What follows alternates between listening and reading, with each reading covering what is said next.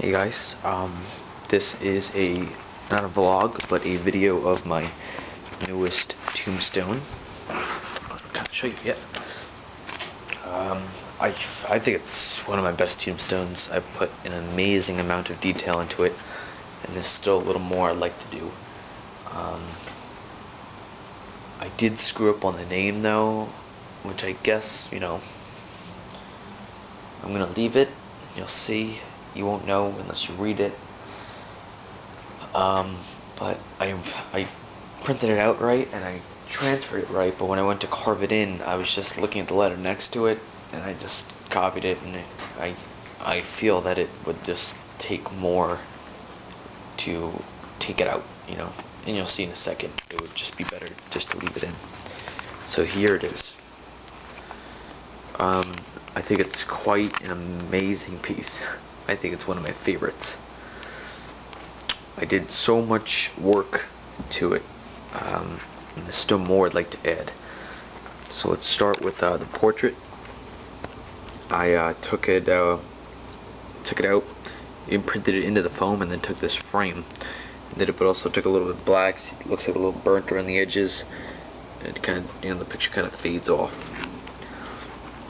The cracks and stuff are in it. Since he was, wearing a military uniform in the haunted portrait, you can see a change there. I kind of thought of a military thing, so it would be, here lies Lieutenant Charles Bransm and the year. But I looked at the E when I was carving the L, but to cover up those two top things would just take away when it's not that big of a deal. Then to do the bullet holes, I actually just shoved a bunch of paint in there, and then went back with a finer brush and kind of pulled it out, and it came out as slants, as if it was, dripping bullets. And then I went back and detailed it with some ruddy brown primer spray paint, and I sprayed a bunch of it in a cup, and went with a fine brush and just went over, to kind of give it a rust effect, and I did it on the image too. So it's a really detailed piece. It's extremely cool. Even the letters are dripping. So just for that one mistake, but I'm not even gonna touch it, because fixing it would just, I would caulk over or something like that. It would just take away, and it probably would just mess it up even more. So I think leaving it is the better option. The only thing I might do, maybe stick a tiny piece of duct tape over it and then paint it to the color. I could try that, but I don't want it to stand out. So there's a lot of detail, less detail on the sides and in the back, because usually you'll only see the front.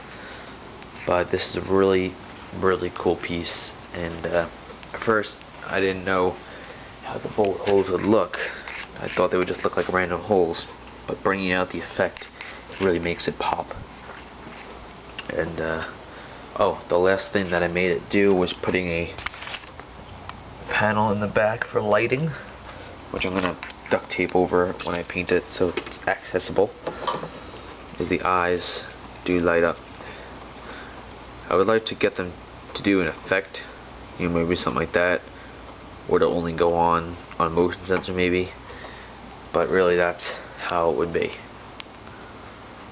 So let's take the lights down, see how it looks.